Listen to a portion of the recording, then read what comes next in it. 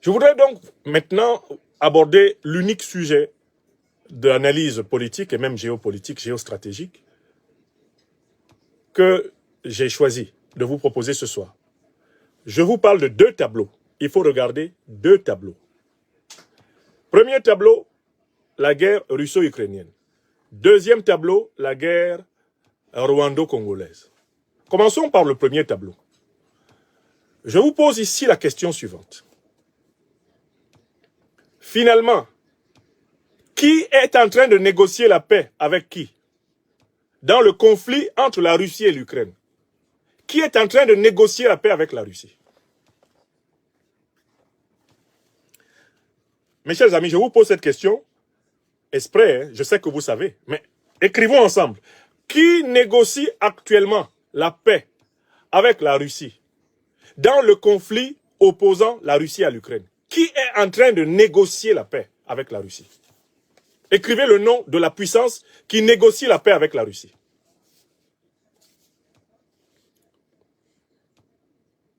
Vous avez écrit le nom? Mes amis côté TikTok, je n'ai pas encore vu votre réponse. Quelle est la puissance qui est en train de négocier un accord de paix avec la Fédération de Russie à propos du conflit qui oppose la Fédération de Russie et la République d'Ukraine? Quelle est la puissance qui est en train de négocier la paix? Vous avez écrit le nom de la puissance? Le conflit oppose officiellement qui? Il oppose officiellement la Fédération de Russie avec la République d'Ukraine.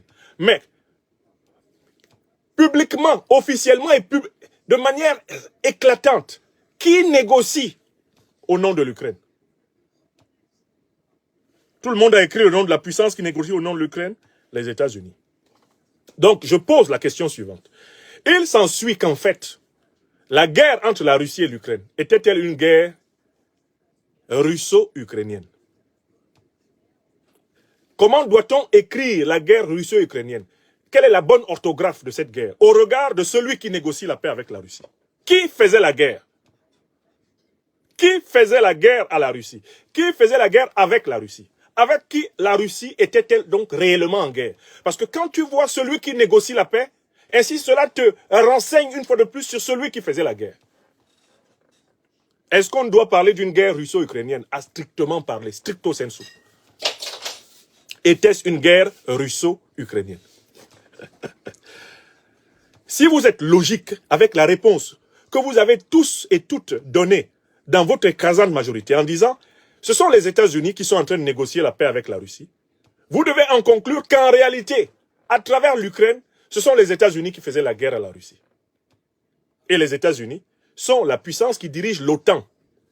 C'est donc l'OTAN, l'organisation du traité de l'Atlantique Nord, qui faisait la guerre à la Russie.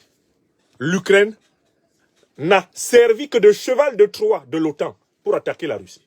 Et cela depuis au moins 2014. Est-ce que c'est clair maintenant pour tout le monde? Est-ce que vous ne voyez pas Witkoff, l'émissaire de Trump, en train de discuter directement de la paix en Ukraine avec Poutine? Est-ce que vous avez vu Zelensky là-bas? Est-ce que vous avez vu Zelensky à la table de négociation? À partir du moment où Witkoff, représentant Trump, est là, et puisque les États-Unis sont les patrons de Zelensky, puisque Zelensky est en réalité une marionnette de l'OTAN, on ne va pas envoyer, selon un proverbe africain, quand le chapeau est là, quand la tête est là, le genou ne porte pas le chapeau. Je reprends le proverbe africain. Quand la tête même est là, le genou ne porte pas le chapeau. Vous savez ce que les Africains veulent dire à travers cela? Mais les États-Unis qui ont organisé cette guerre contre la Russie sont eux-mêmes en train de discuter avec la Russie. Donc il n'est pas nécessaire que l'Ukraine y soit, puisque les Ukrainiens n'ont agi que sous les ordres des Américains. C'est clair ou c'est pas clair? Vous vous souvenez de tous les mensonges qu'on nous a servis depuis 2022 sur cette guerre. Maintenant, tout le monde sait que c'est la guerre de l'OTAN contre la Russie. Mais je tiens à vous rappeler qu'il y a un homme qui vient de mourir là. C'est le pape François. Bergoglio, de son nom argentin. Il vient de mourir à 88 ans. Quand la guerre récente a éclaté en 2022, en février 2022, entre l'Ukraine et la Russie, le pape François a dit que cette guerre-là était la faute de l'OTAN, qui n'avait pas arrêté de faire avancer son infrastructure militaire pour venir aboyer. Le verbe aboyer a été utilisé par le pape François pour venir aboyer aux portes de la Russie. Voilà l'une des paroles les plus courageuses que François Ier, qui vient de mourir, a dites en 2022, créant un tollé dans le monde occidental par ce courage de la vérité. Est-ce que vous vous souvenez que votre serviteur, ici en face devant vous, malgré toutes les répressions, les censures, les menaces, votre serviteur fait partie des analystes politiques qui ont dit dès le départ que ce n'était pas une guerre russo-ukrainienne, mais une guerre russo-otanienne? Vous êtes mes témoins. Est-ce que je l'ai dit? Est-ce que je l'ai démontré? Est-ce que je l'ai argumenté? S'il vous plaît, vous êtes mes témoins. Écrivez une phrase pour dire si le docteur Nyamsi ou Cameroun ou Africa n'avait pas dit, démontré, argumenté contre vents et marées que ce n'est pas l'Ukraine et la Russie qui étaient en guerre, mais l'OTAN et la Russie, l'Ukraine ne servant que de cheval de Troie. Je l'ai dit ou pas? Je l'ai dit, moi qui suis devant vous là, je l'ai dit ou pas? Et quand j'ai dit ça, est-ce que vous m'avez vu me lever d'ici en France et aller visiter la Russie? Je suis allé visiter la Russie, oui ou non? Vous m'avez vu ou non en Russie? Je suis allé, non? Pour des raisons humanitaires, je suis allé en Russie. Ce qui m'a aussi permis de voir de mes propres yeux cette Russie que la presse occidentale diabolisait à outrance. Moi, je pensais qu'en arrivant en Russie, je verrais que des individus avec des cornes plantées sur la tête. Je croyais qu'en arrivant en Russie, mais je verrais la méchanceté à tous les angles de la rue. Je croyais même que j'arriverais, je ne sais pas, en arrivant en Russie, je verrais une première incarnation de l'enfer sur terre. Or donc, mais les Russes sont des hommes comme les autres. Ils vivent normalement. J'ai été à Moscou à l'occasion de cette visite humanitaire, parce que j'en ai profité pour bénéficier des soins des experts médicaux et bien de la Fédération de Russie. J'ai fait le tour des supermarchés. J'ai essayé d'aller voir les lieux de vie des Russes dans la capitale et dans la région capitale de Moscou. Mais ils vivent tranquillement.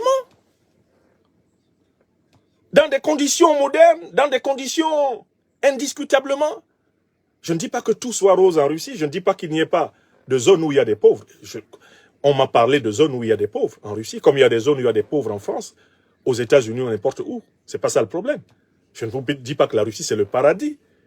Mais la Russie réelle n'a rien à voir avec la Russie de LCI-TV. Elle n'a rien à voir avec la Russie de BFM, de France 24, ou la Russie que CNN nous vendait. Ça n'a rien à voir. Moi, je peux en parler, non? Puisque j'étais en Russie. Alors, c'est important de noter que la séquence d'histoire que nous venons de vivre entre 2022 et 2025 a été l'occasion de voir qui a le courage de la vérité parmi nous les Africains.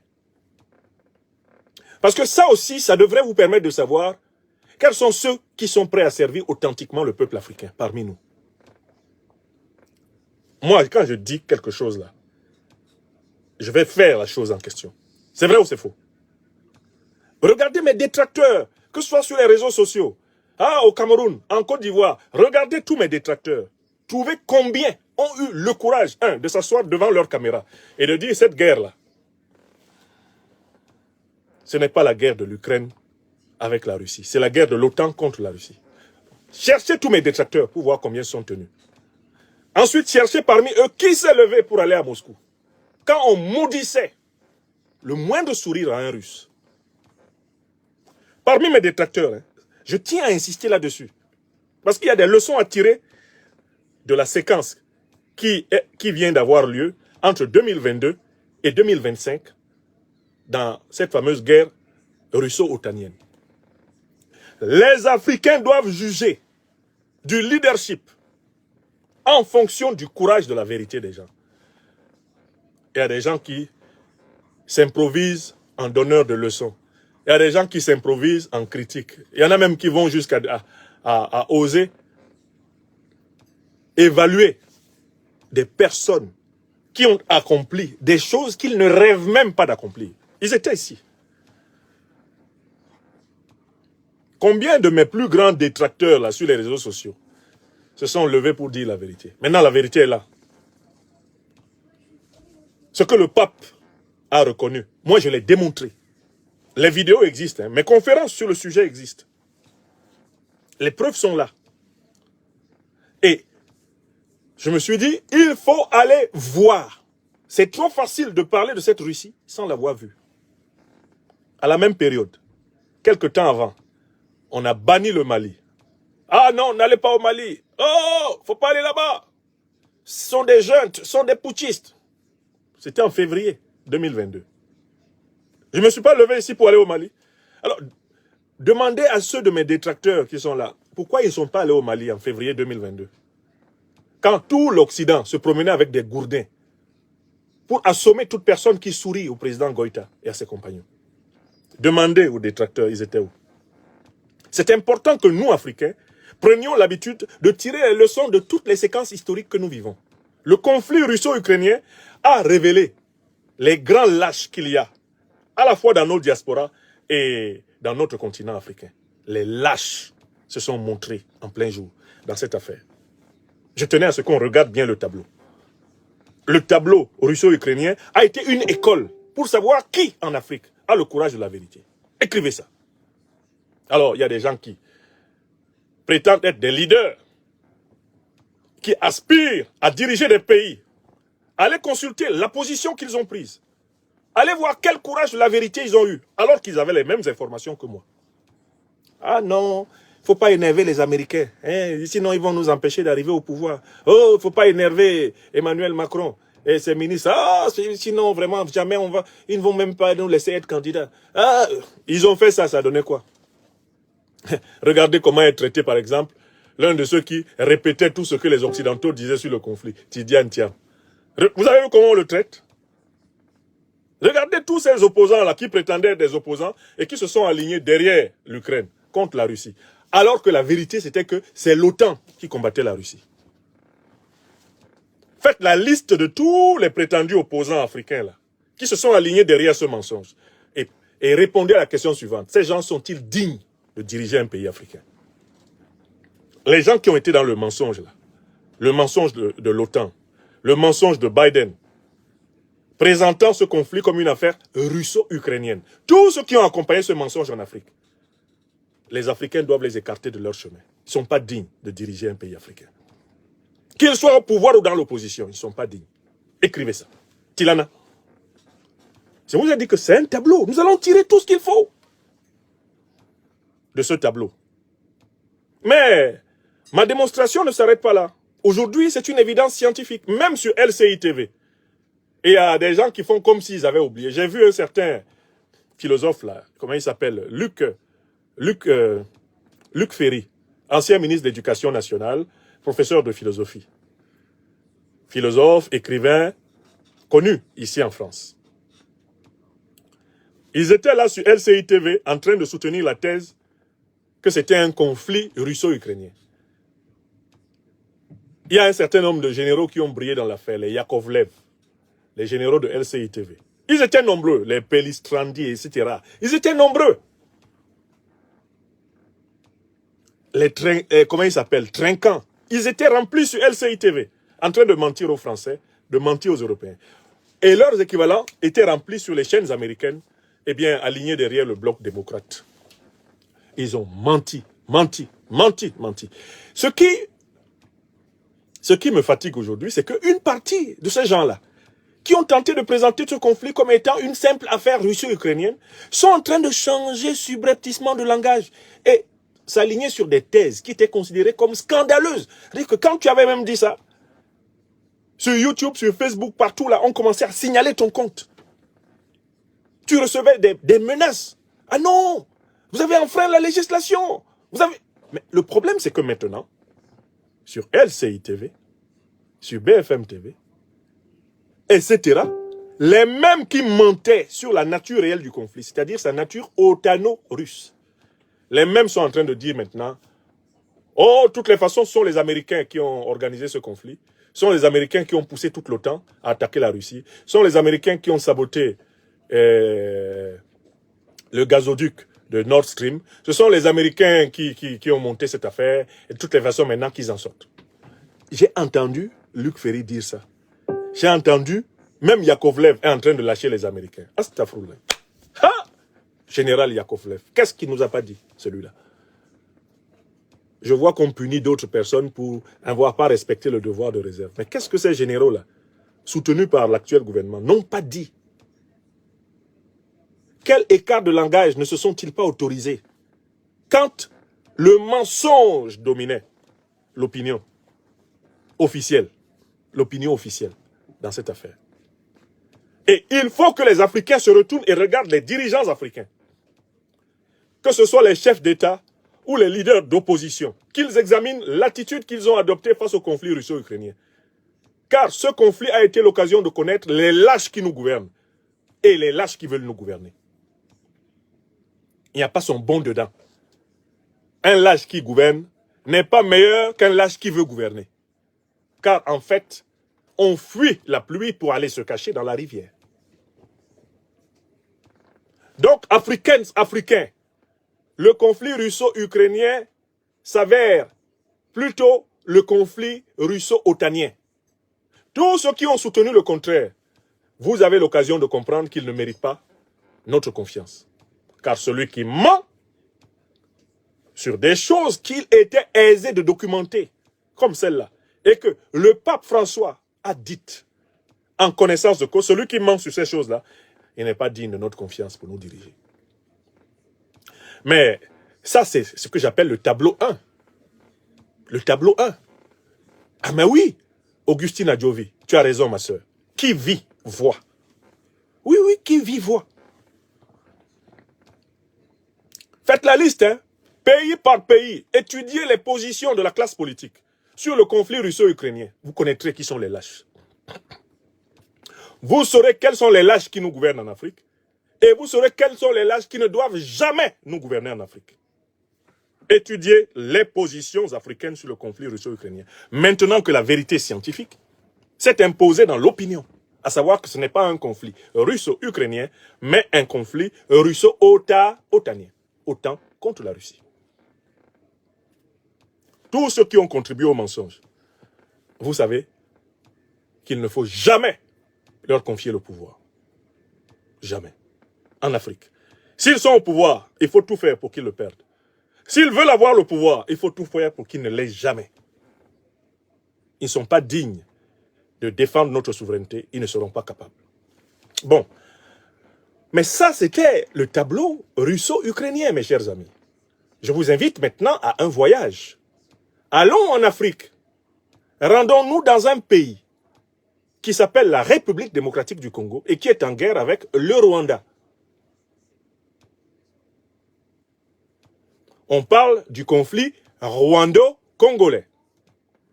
Le Rwanda, à travers son armée, sa milice, le M23, agresse le Congo pour voler les ressources naturelles du Congo, les vendre et enrichir son oligarchie et lisser son image d'État africain qui serait à la pointe de la modernité.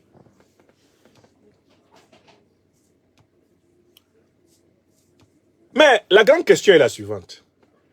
Est-ce que le conflit rwando-congolais est vraiment bien nommé? Est-ce que ce conflit est vraiment, véritablement, un conflit rwando-congolais? Attention, vous ne pouvez pas correctement répondre à cette question si vous n'avez pas retenu la leçon du premier tableau. Parce que sur le premier tableau, l'erreur consistait à penser que le conflit était russo-ukrainien. Donc je pose déjà à votre intelligence, que je respecte énormément, la question suivante. Est-ce que le conflit rwando-congolais est vraiment un conflit rwando-congolais?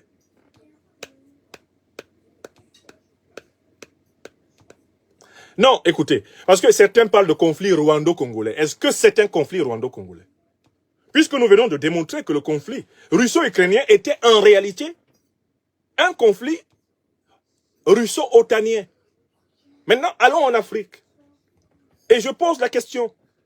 Le conflit rwando-congolais est-il réellement un conflit rwando-congolais? Qui attaque le Congo? Bon, attendez. Ne soyez pas pressés. Je vais vous lire un document qui a été publié par la diplomatie congolaise. La diplomatie de la République démocratique du Congo. Cette diplomatie dirigée par Madame Kayikwamba Wagner. Voici un document qui a été publié aujourd'hui à Washington. Ministère des Affaires étrangères, coopération internationale et francophone, communiqué de presse, Washington DC, le 25 avril 2025, pour publication immédiate.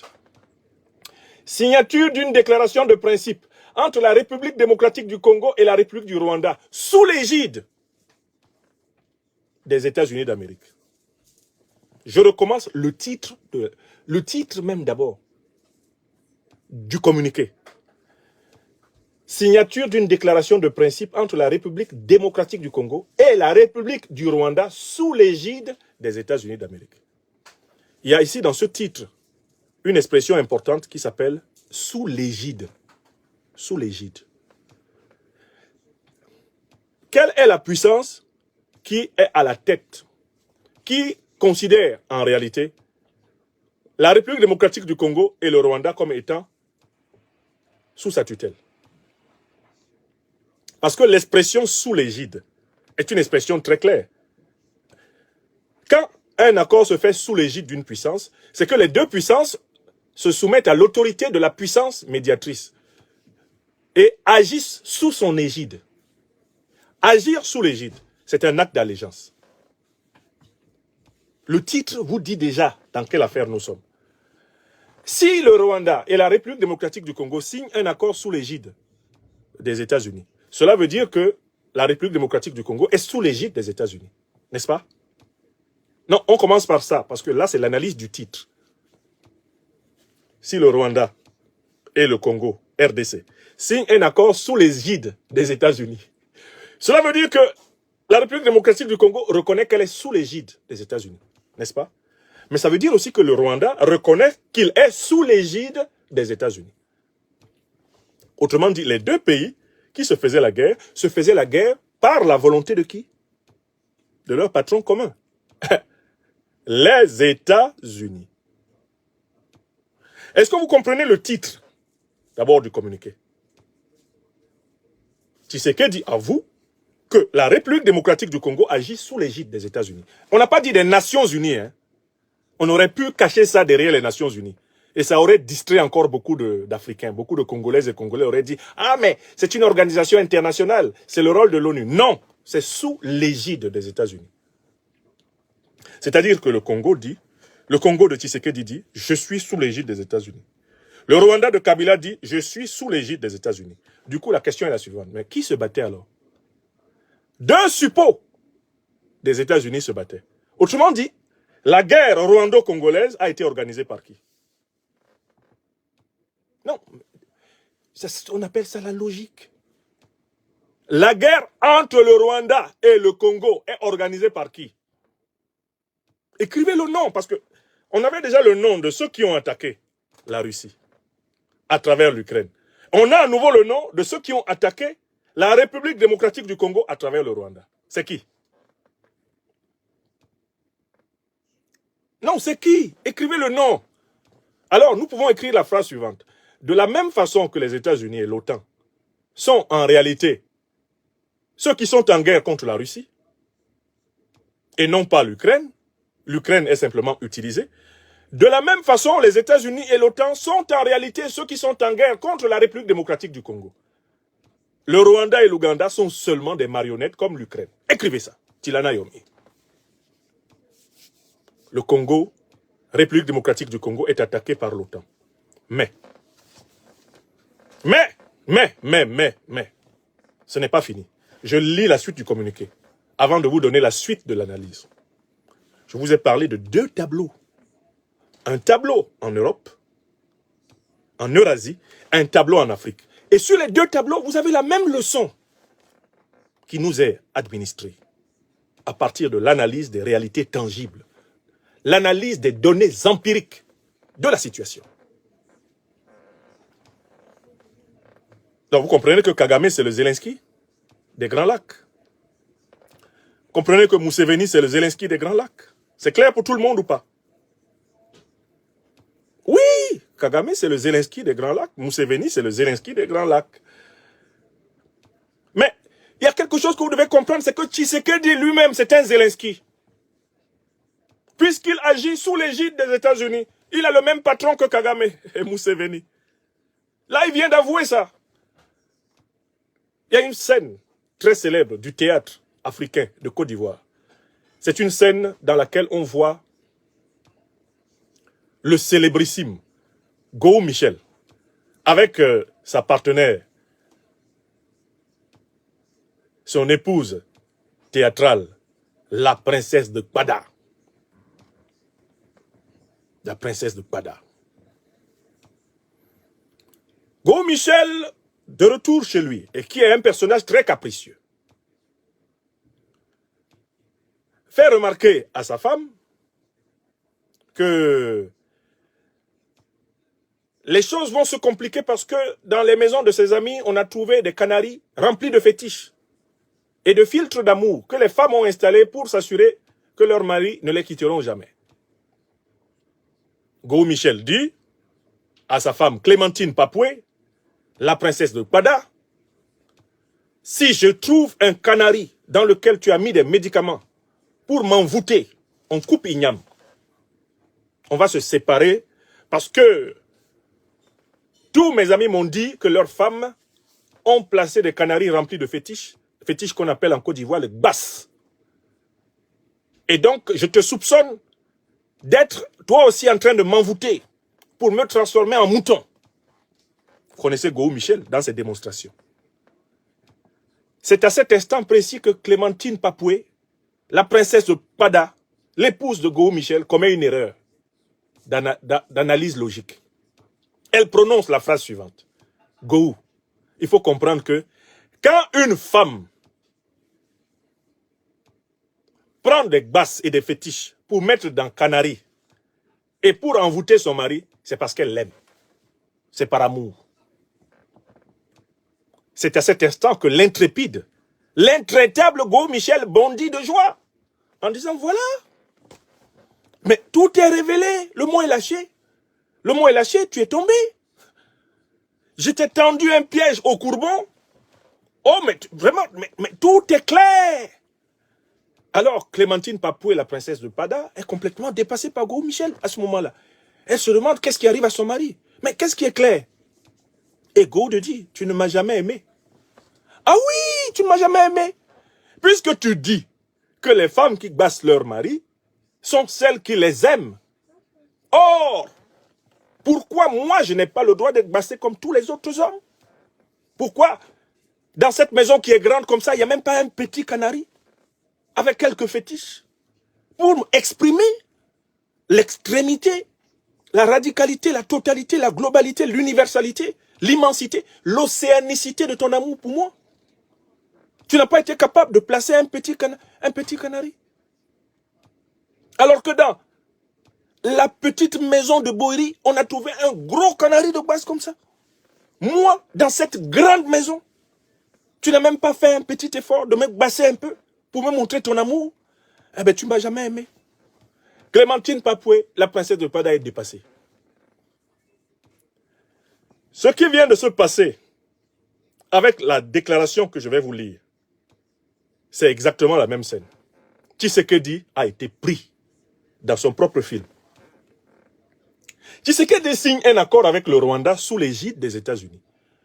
Il reconnaît donc en réalité que l'État de la République démocratique du Congo, comme l'État rwandais, sont soumis aux États-Unis. Il reconnaît donc en réalité que la guerre rwando-congolaise est une ruse de l'impérialisme américain pour disposer des richesses du peuple congolais dans le dos du peuple congolais, sous couvert d'une guerre entre le Congo et le Rwanda. Car en effet, cette guerre est un alibi qui permet de piller gratuitement le Congo. C'est un business plan. Tshisekedi a été pris au courbon en reconnaissant qu'il signe un accord avec le Rwanda sous l'égide des États-Unis.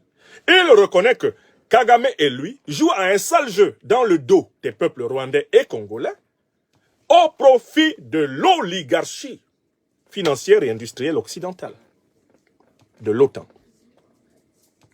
Est-ce que vous comprenez? Est-ce que vous comprenez à quel niveau de sorcellerie ces gens-là se sont rendus contre nos peuples?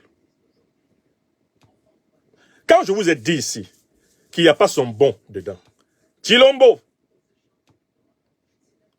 Tshisekedi, Félix, Kagame Paul, Museveni Yoweri, Katumbi Moïse, Kabila Joseph, je vous ai dit que tous ces gens-là sont des agents de l'impérialisme, du néocolonialisme occidental. Et qu'il n'y a pas son bon parmi eux, et qu'aucun d'eux ne représente la possibilité d'une souveraineté réelle du Congo. Certains n'ont pas cru. Maintenant, voilà la vérité qui éclate en plein jour. On attendait Tshisekedi au Courbon, il est tombé dedans. Lisons ce qu'ils disent. La République démocratique du Congo et la République du Rwanda ont signé ce jour à Washington, D.C., une déclaration de principe sur la facilitation des États-Unis d'Amérique, en présence de son Excellence M. Marco Rubio, secrétaire d'État des États-Unis. Cette cérémonie, à l'initiative des USA, tenue au département d'État américain, marque un engagement renouvelé en faveur de la paix, de la souveraineté et de la stabilité dans la région des Grands Lacs. Tout ce premier paragraphe, on peut le contracter. Le Rwanda et la République démocratique du Congo, dirigés par Tshisekedi et Kagame, affichent publiquement leur allégeance aux États-Unis, reconnaissent leur allégeance aux États-Unis, se sont confiés aux États-Unis pour arbitrer leur conflit, car c'est un conflit en réalité d'origine américaine. Paragraphe suivant. La déclaration s'appuie sur les efforts et décisions déjà engagés au niveau régional et international et marque une étape supplémentaire vers une solution politique durable. Ah! Donc, il n'y aurait pas eu une solution politique durable dans cette affaire tant que les États-Unis, qui sont les véritables instigateurs de la déstabilisation de la sous-région, afin de continuer à en contrôler les richesses, ne s'étaient pas impliqués. On continue. Elle réaffirme les principes politiques fondamentaux, notamment le respect de la souveraineté et de l'intégrité territoriale. C'est faux. Si le Rwanda et la République démocratique du Congo respectaient leur souveraineté territoriale, ce n'est pas aux États-Unis qu'ils viendraient discuter de la paix africaine. Ils discuteraient de la paix africaine en Afrique sous l'égide des pays de l'Union africaine, sous l'égide des pays de la SADC. Non.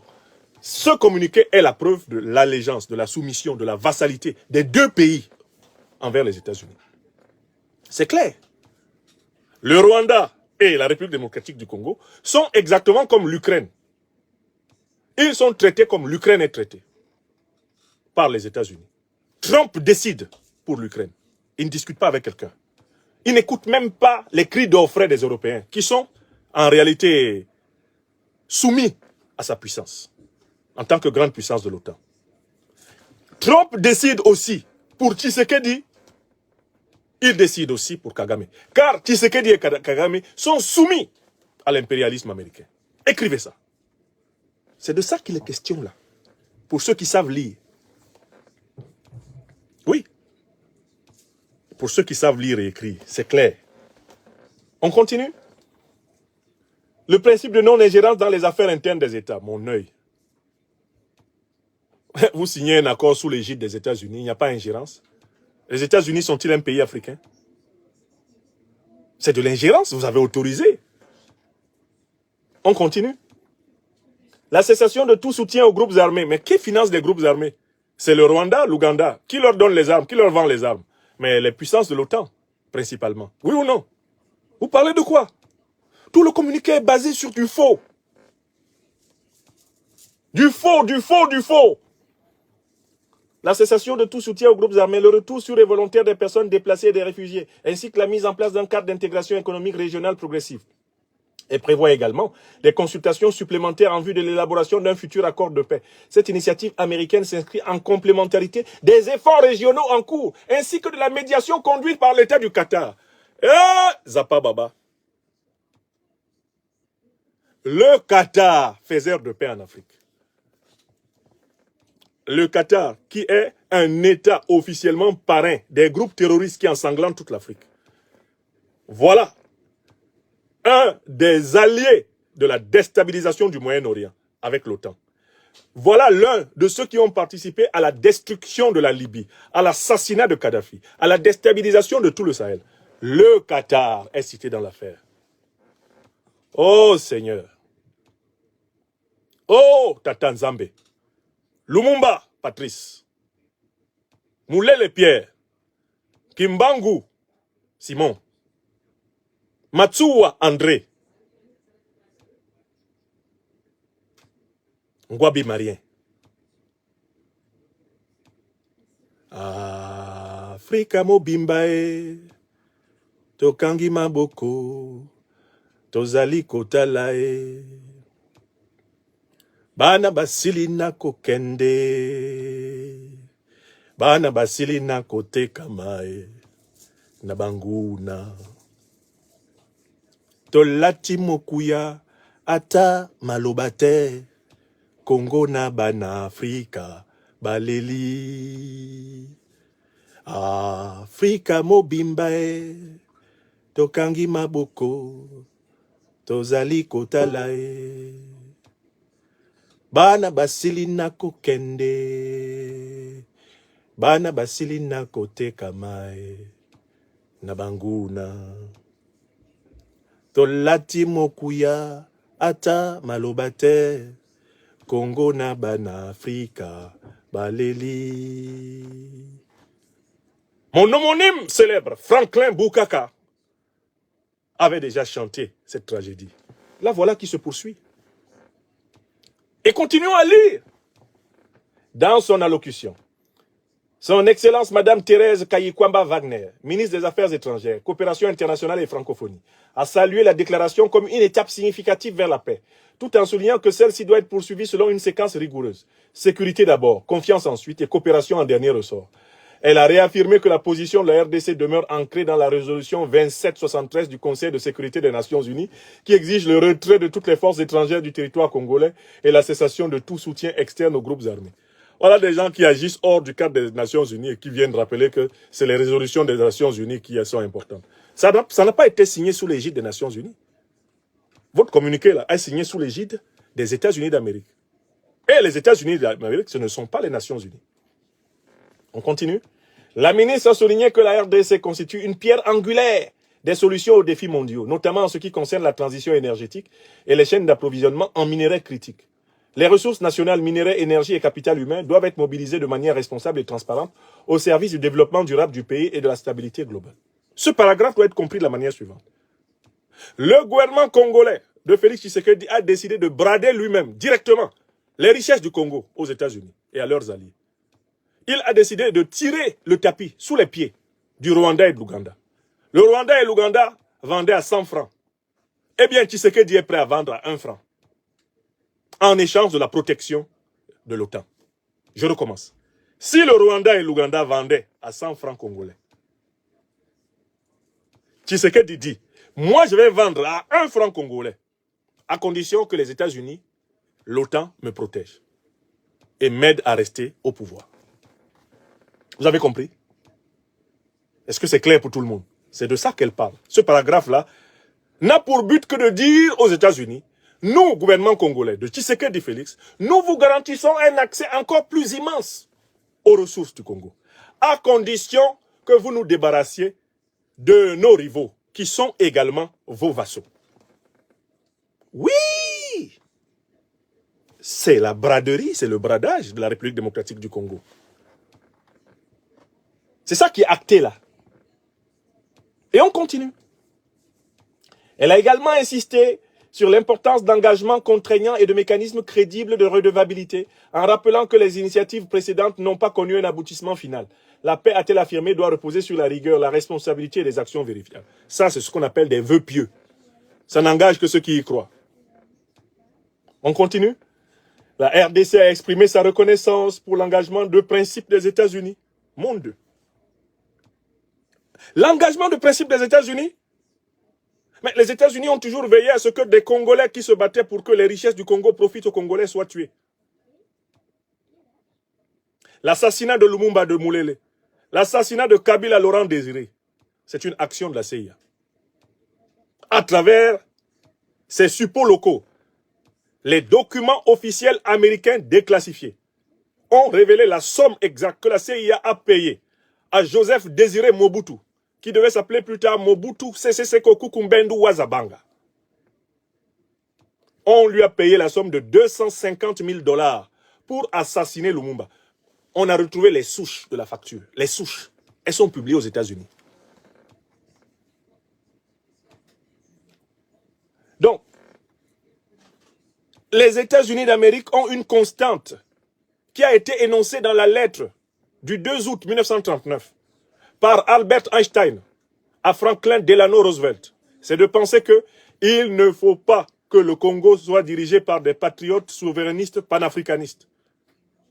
Car les richesses minières du Congo sont d'une importance stratégique mondiale. Et comme certains d'entre vous l'ignorent peut-être, la bombe atomique américaine a été faite avec de l'uranium congolais. La bombe atomique qui a été jetée sur Hiroshima et Nagasaki, au Japon, en 1945, a été faite avec le minerai congolais. Et la ligne directrice des États-Unis d'Amérique pour leur hégémonie planétaire, c'est de tout faire pour empêcher que des Congolais qui veulent servir le peuple congolais gouvernent le Congo. C'est la ligne directrice. Madame Kayikwamba Wagner le sait.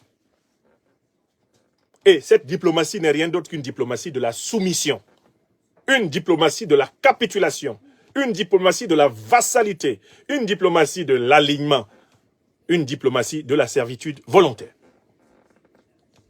Étienne de la Boétie devrait pouvoir éclairer conceptuellement le comportement de cette diplomatie. Et de dire, à l'issue de la cérémonie, la délégation congolaise a participé à plusieurs rencontres diplomatiques clés, une consultation bilatérale avec les États-Unis, etc., avec le renforcement des liens stratégiques et du partenariat économique. On a bien compris. Renforcement du partenariat économique, c'est-à-dire bradage avancé des richesses naturelles, des richesses énergétiques du Congo. C'est-à-dire qu'en fait, Donald Trump applique en République démocratique du Congo la méthode qu'il applique en Ukraine. Il discute directement avec la Russie de la part que les États-Unis vont prendre en Ukraine. Point barre. Il s'en fout de Zelensky et des Ukrainiens. Ça, c'est la ligne de Trump. Et c'est la même ligne de Trump. Eh bien, en République démocratique du Congo, il se fiche pas mal du peuple congolais. Ce qui est important pour lui, c'est de savoir si Tshisekedi peut lui donner plus que ce que Kagame et Museveni lui permettaient d'avoir au Congo. Si Tshisekedi est sûr de pouvoir lui donner plus, si Tshisekedi peut lui permettre de prendre plus, à ce moment-là, il va demander à Kagame et Museveni, vous arrêtez d'envoyer vos troupes, moi-même, je vais partager les choses. C'est moi-même, les États-Unis, qui vais partager le minerai congolais. Je vais donner la part du Rwanda, je vais donner la petite part aussi de l'Ouganda, et moi, je vais prendre la grosse part. C'est la loi de l'hégémonie.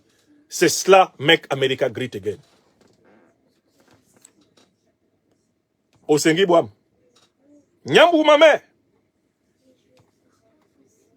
Est-ce que vous écoutez? Est-ce que vous écoutez ce que je suis en train de vous dire? Voilà ce que signifie le renforcement des liens stratégiques et du partenariat économique. C'est-à-dire l'augmentation des parts américaines dans les richesses du Congo, pendant que le peuple congolais, quant à lui, tire le diable par la queue. Le dernier paragraphe. La République démocratique du Congo réaffirme son engagement à poursuivre les efforts diplomatiques, à appliquer de manière responsable les principes contenus dans la déclaration et œuvrer à l'élaboration d'un accord de paix contraignant dans les semaines à venir. Fin. Ce communiqué est un manifeste de la capitulation africaine. Ce communiqué est un manifeste de la vassalité. C'est un manifeste de l'irresponsabilité. C'est un manifeste du reniement, de l'abandon, de l'exigence de souveraineté. Et maintenant, je vous rappelle que vous avez pourtant, là, sur le tableau congolais, exactement vu la même structure que sur le tableau, eh bien, ukrainien. Quand nous regardions le tableau 1, nous avons vu une guerre apparente entre la Russie et l'Ukraine. En regardant en profondeur, tout le monde sait maintenant que c'est une guerre entre la Russie et l'OTAN. Quand nous regardions le tableau 2, en République démocratique du Congo, nous voyons une guerre apparente entre la République démocratique du Congo et le Rwanda.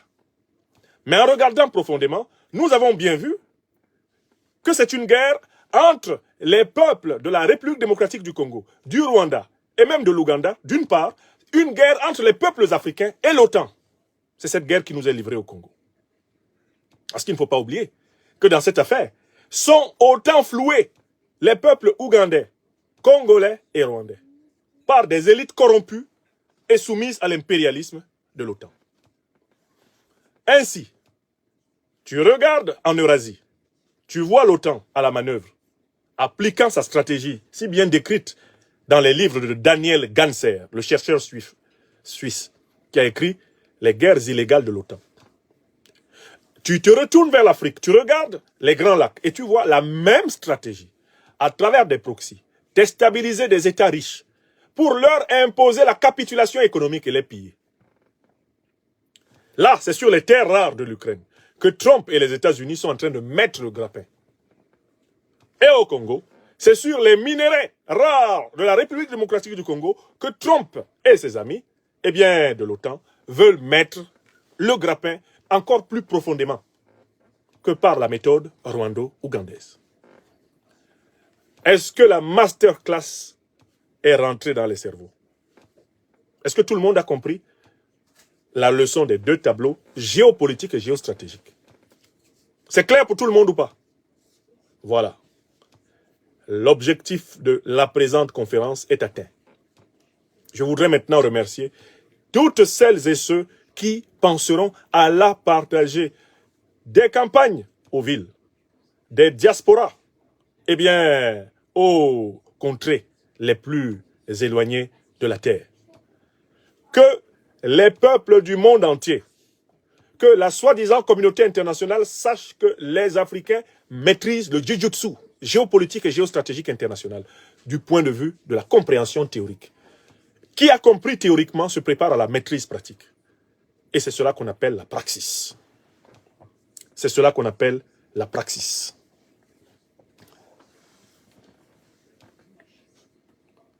Vous êtes plus de 6000 personnes connectées sur les chaînes YouTube. Près d'1 millier connectés sur la page Facebook. Je saurai tout à l'heure combien étaient connectés sur TikTok.